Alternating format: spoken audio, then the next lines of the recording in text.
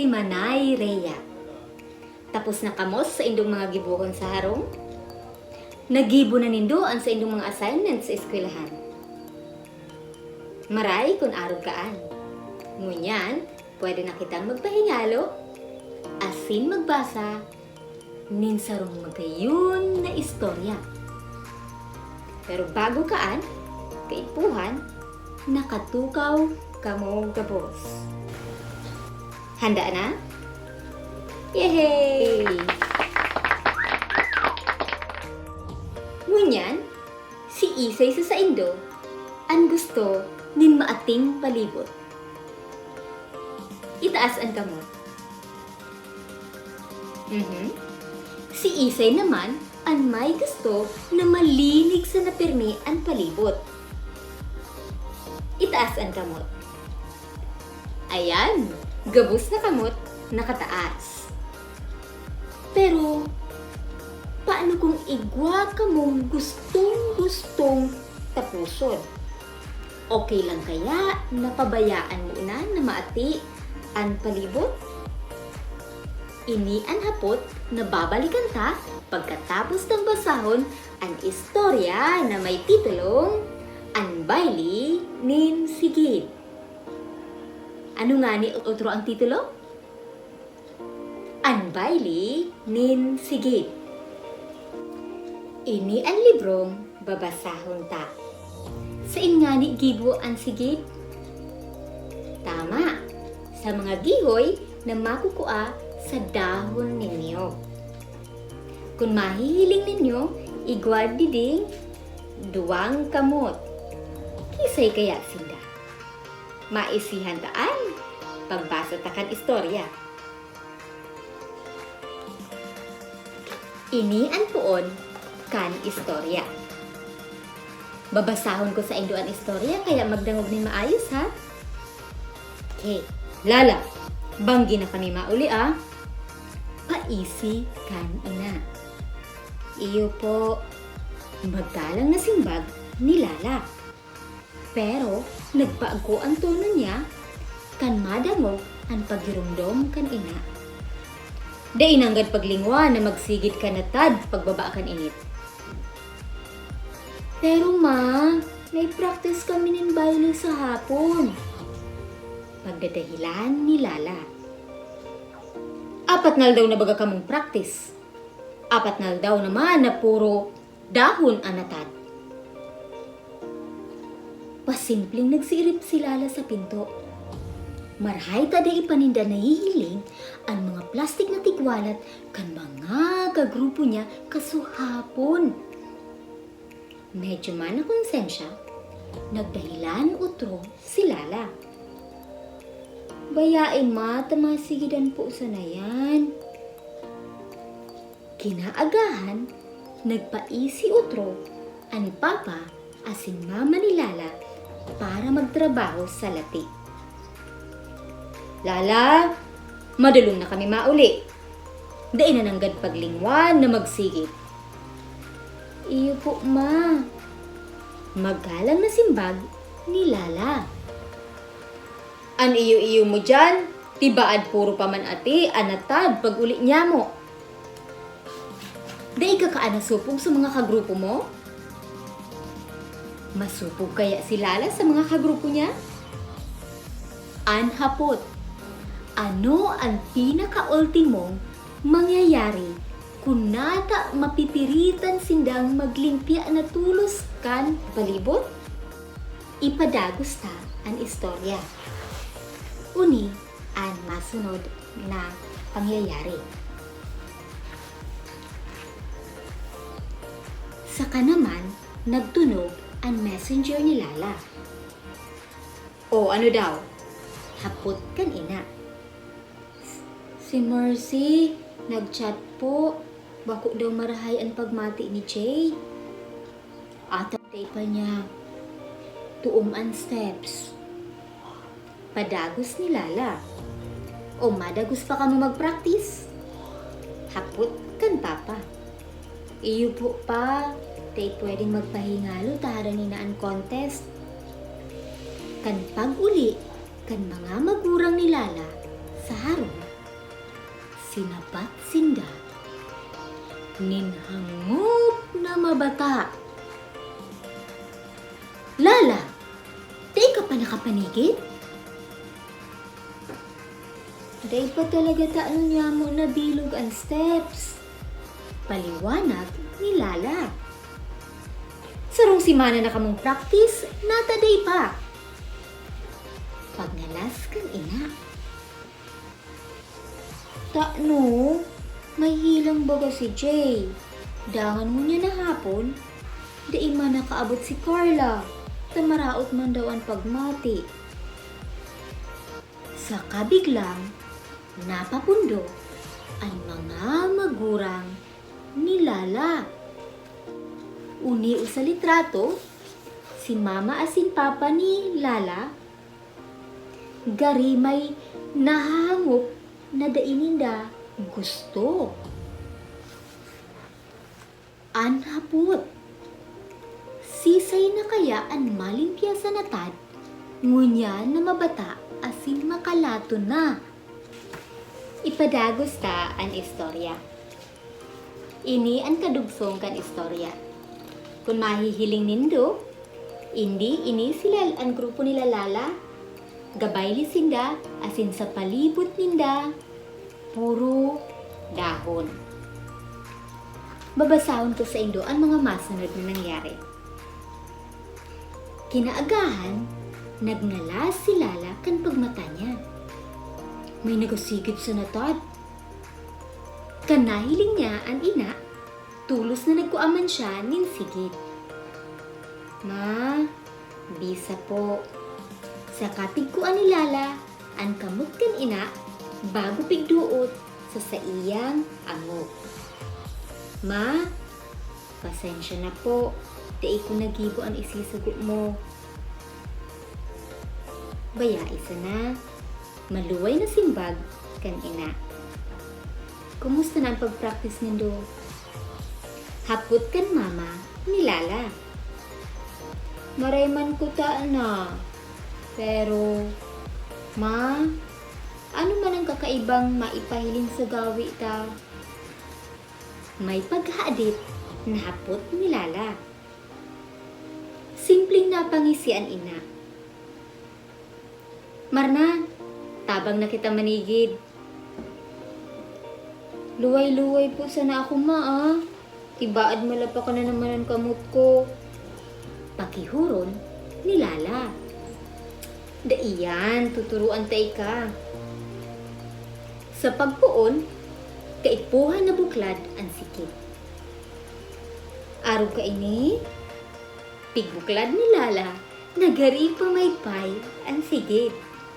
Napangirit ang ina.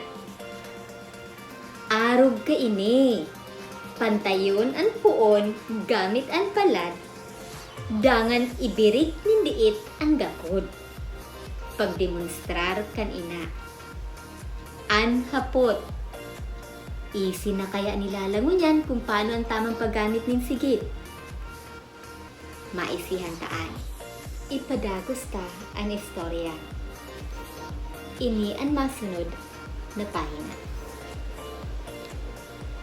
Inata man makaipuhan na buklad. Pag nalas ni Lala, bako baga ang kaipuhan, magkasararo. Itinama tulos kan ina si Lala. Lala, sabay taas kan muro. Sarabay pero tawan inispasyo ang mga gihoy para makahiro. Pag sobra mong pinugulan, matagas. Haputon ta ika. Magigibo mo baga ang trabaho mo pag matagas ang hawak mo? Dugtong kan ina. Napaisip si Lala ni magkapirang sekundo. Pero bago pa niya ini masabutan, nag-agda na ang ina na magpadagos na sa paglimpya. Sa kanapansin kan ina, ang tagas kan kamot ni Lala. Lala, ano pa sa nangani ang sinabi ko? Inutro ni Lala. Pag matagas, dai makahiro. Pag dai nakahiro, dai man pong magigibo. Tama! Ang pagsigid, surong baylinin kamot, kaikpuhan na malumhok ang apon kan kamot, takundai, lapak asin kulog ang makukuamo. Iyo talaga no! Kainok man ni Lala sa nadiskubre. Dakol nga ti ang nasasabay, minagaan pati ang sigid. Unis sa litrato, mahihiling, ang mata ng mama ni Lala, nakahiling sa kamot ni Lala. Kahinigpit paano kan kapot ni Lala sa saiyang sigid. Anhapot. Malapakan pa kaya si Lala ngunya na matabang na siya sa paglimpya? Magpadagos kita. Ini ang masunod na nangyari. Basahon ko sa saindo. Marna, idiretso ta na. Andakan ina. Pantayon an poon, gamit an palad. Ibirik nin diit an gakod. Sa kapunan an Bayle kan kamot. Dungan pa an mag-ina. Iatras iabante, ibirik nin diit, iwala ito o, sagod na nati matipon. Sa wakas, natapos man kita, maugmang kinupo ni Lala ang ina. O ano, nalugadan ka? Dai po. Makulog ang palad mo. Dai po. Napagal ka. Dai po. Ang simbag ni Lala sa kada hapot kan ina. Biglang natuninong si Lala. Bagang may nagpasabong sa iya. Ma, aram ko na po kung paano kami manggagana sa contest. Uya sa litrato, mahihiling, nadungan pa, magsigid si Lala, asin ang sa iyang ina. Anhapot, nanukdan na kaya ni Lala ang gabos na dapat niyang manukdan manungod sa pagsigid? Ipadagos taan istorya. Marahay man, tanganing makapanigid ka na sa susunod. Suba kan ina. Pero ngunya na hapon, mapahingalo na kami. Tibaad paragal naman ang mga kagrupo ko. Paghiras ni Lala, kan naisip niya. Dakul na realisasyon si Lala sa aldaw na ito. Apwera sa Bayle pala ng pagsigid, dai dapat sobrang durukutan ang kada gihoy ng sigid para mas madali ang pagtrabaho nila. Lala! Kurahaw kan ina. Natatapigbayaan mo sana ang sigid. Kung paano mo yan binuklad, iyo mo man ang itiklop. Napasupong bigla si Lala. Pasensya na po ma, isasaray na. Napahinghing na sana si Lala. Dai talagang katapusan ang leksyon sa buhay.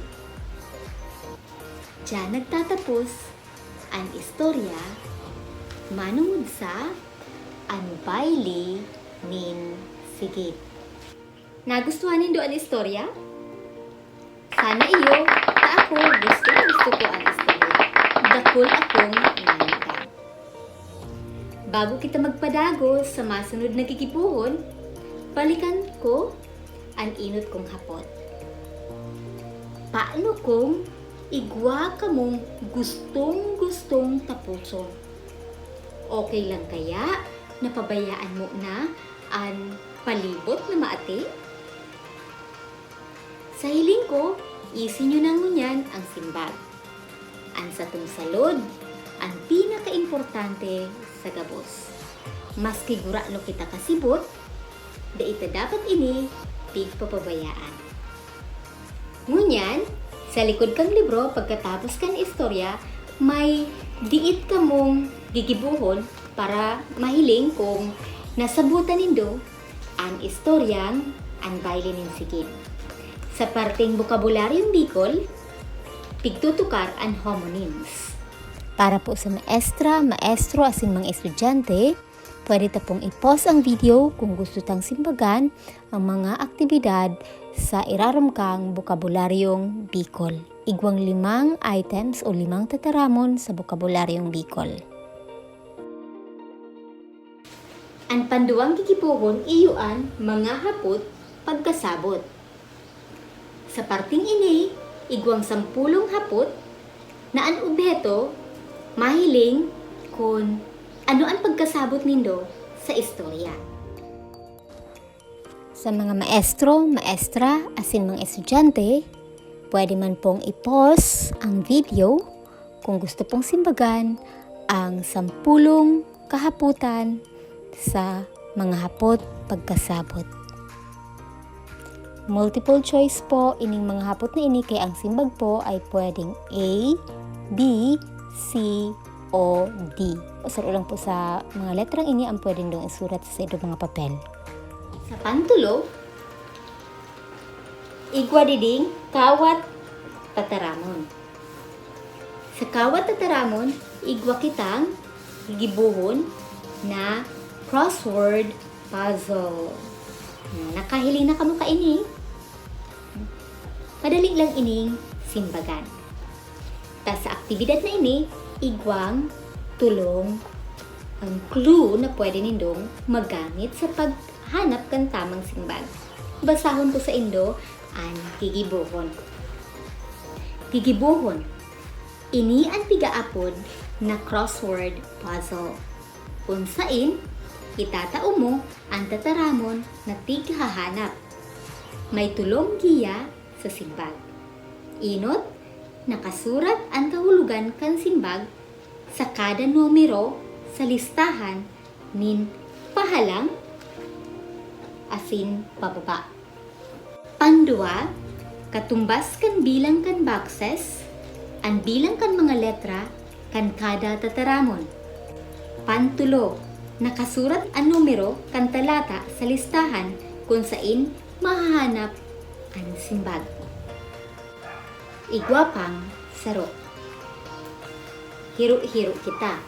Uya sa hiro-hiro kita, ini mga gigibuhon na pwedeng saluan kan sa indong classroom. Igwa ka mo 4 na pagpipilian kung ano ang gusto nindong gibuhon. Nakasabay naman sa libro ang mga simbag para pwede nyo nang mahiling kung tama ang sa indong mga simbag. Sana nakuan nindo ang mga simbag. Kung daiman, maghaadit ta pwede ta pamang basahon utro ang istorya o hilingon utro ang istorya sa YouTube. Dai paglingwan na i-click ang like o subscribe button tanganing maging updated ka mo sa mga masunod pang post manungod sa mga istoryang Bicolnon. Ako po ang sa indong kwentista, Manay Rhea, na nagsasabi sa indo na ang pagbasa ang satong prumerong dalan siring sa pag-uswag. Salamat po.